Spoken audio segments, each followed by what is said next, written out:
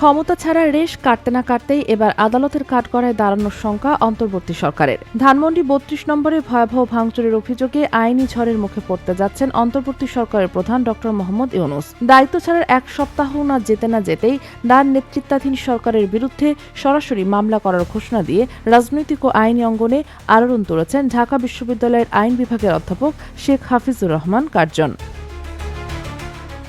একটি জাতীয় দৈনিকের অনলাইন প্রতিবেদনে জানানো হয়, অধ্যাপক কার্জন ৪টি নির্দিষ্ট ও গুরুতর অভিযোগের ভিত্তিতে এই মামলা করতে যাচ্ছেন। তার দাবি, ড ইউনূস এবং তার উপদেষ্টা পরিষদ একাধিকবার সংবিধান লঙ্ঘন করেছেন এবং রাষ্ট্রীয় সার্বভৌমত্বকে চরম ঝুঁকির মুখে ফেলেছেন।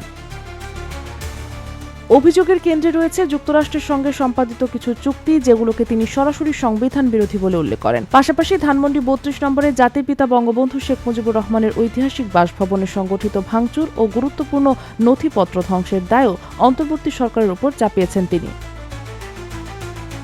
সবচেয়ে বড় প্রশ্ন হিসেবে উঠে এসেছে, এমন স্পর্শকাতর স্থানে কেন সেনাবাহিনী বা পুলিশের নিরাপত্তা জোরদার করা হয়নি?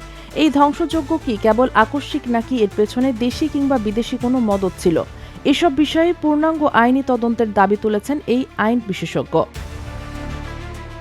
প্রতিবেদন অনুযায়ী শুধু মামলা নয়, সরকার পরিচালনার স্বচ্ছতা নিয়েও গুরুতর প্রশ্ন তুলেছেন অধ্যাপক কার্জন। তার বক্তব্যে উঠে আসে, গত ১৮ মাসে অবিশ্বাস্যভাবে ১৩৩টি অধ্যাদেশ জারি করা হয়েছে, যা বাংলাদেশের সাংবিধানিক ইতিহাসে নজিরবিহীন।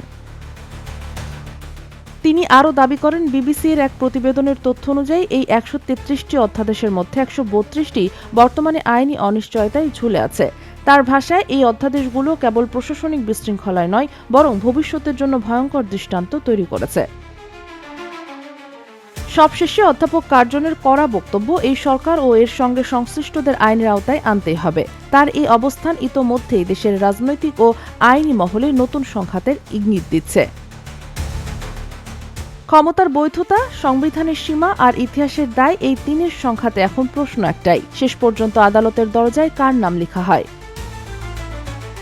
Sheikh Masuma, daily hour, Bangladesh.